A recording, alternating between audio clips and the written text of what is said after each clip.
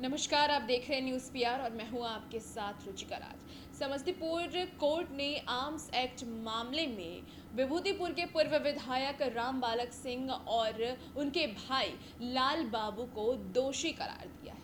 दरअसल इन दोनों को अब गिरफ्तार किया जाएगा। मामला ये है कि 2000 में मार्क्स कम्युनिस्ट पार्टी के कार्यकर्ता ललन सिंह पर गोली चलाई गई थी, जिसमें उन पे जानलेवा हमला किया गया था। और इसी मामले को लेकर के अब 21 साल के बाद समस्तीपुर कोर्ट ने इस मामले पर अब इन दोनों को दोषी करार दिया है। फिलहाल इन दोनों को गिरफ्तार कर लिया गया है और कहा जा रहा है कि सोमवार को एक बार फिर से सुनवाई होगी। इस मौके पर ललन सिंह के वकील क्या कुछ कह रहे हैं, आप सुनिए।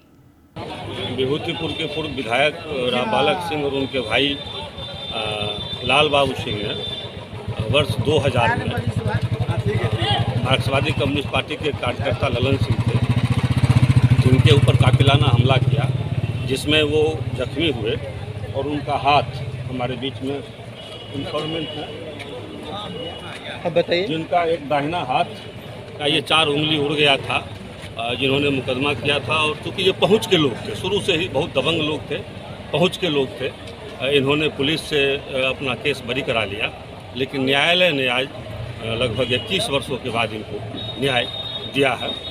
उस न्याय से ये कितना संतुष्ट हैं या नहीं संतुष्ट हैं, ये आगे उस जजमेंट को पढ़ के फिर उस पर ये निर्णय लेंगे कि हमको आगे क्या लग रहा है, कम से कम कितने दिन की सज़ा हो सकती है? 27 आर्म्स एक्ट में दोषी पाया गया है तो वो 7 वर्ष तक की सज़ा है और नॉट लेस देन 3 ईयर्स, मतलब 3 साल से कम की सज़ा नहीं है। तो जैसा कि ललन सिंह के वकील ने कहा है कि कर्मवीर कुमार ने बताया है कि अपर जिला एवं सत्र न्यायाधीश तृतीय सह एमपी एमएलए विशेष कोर्ट ने दोनों को 554 व 27 आर्म्स एक्ट में दोषी पाया है। न्यायालय के आदेश का सम्मान करते हैं, इसके खिलाफ उच्च न्यायालय में अपील दायर करेंगे। अधिकतम 7 साल और कम से कम 3 साल की सजा हो सकती है।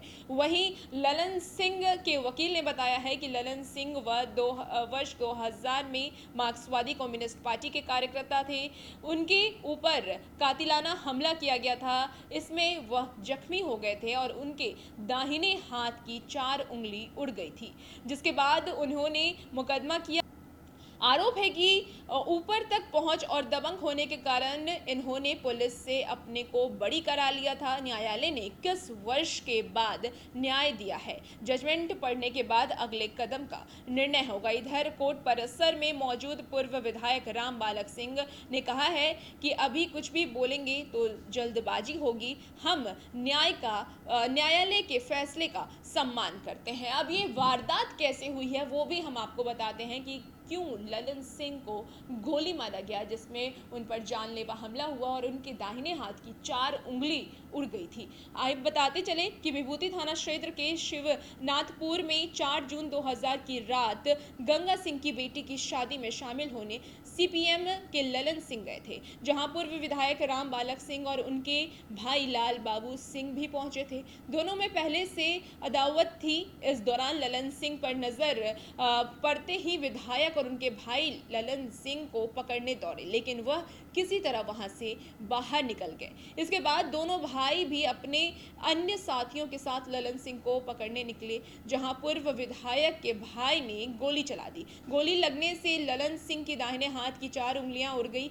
ललन सिंह ने किसी तरह भागकर अपनी जान बचाई और इसकी सूचना पुलिस को दी। इसके बाद पूर्व विधायक, उनके भाई और अन्य अज्ञात पर प्राथमिकी भी दर्ज कराई गई। तो बताया आपको कि ये शादी समारोह के दौरान इस घटना को अंजाम दिया गया, जब ललन सिंह और राम बालक सिंह और लाल बाबू सब वहां पे मौजूद थे और इन दोनों में पहले से ही अनबन थी।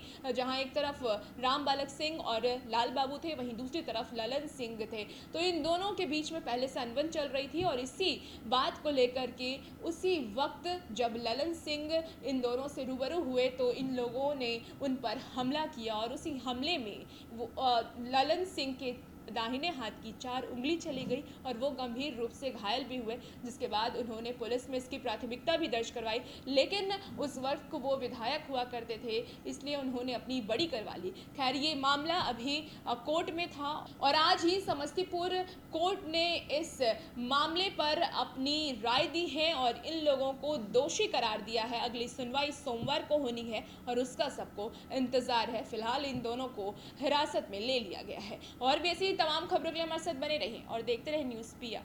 धन्यवाद।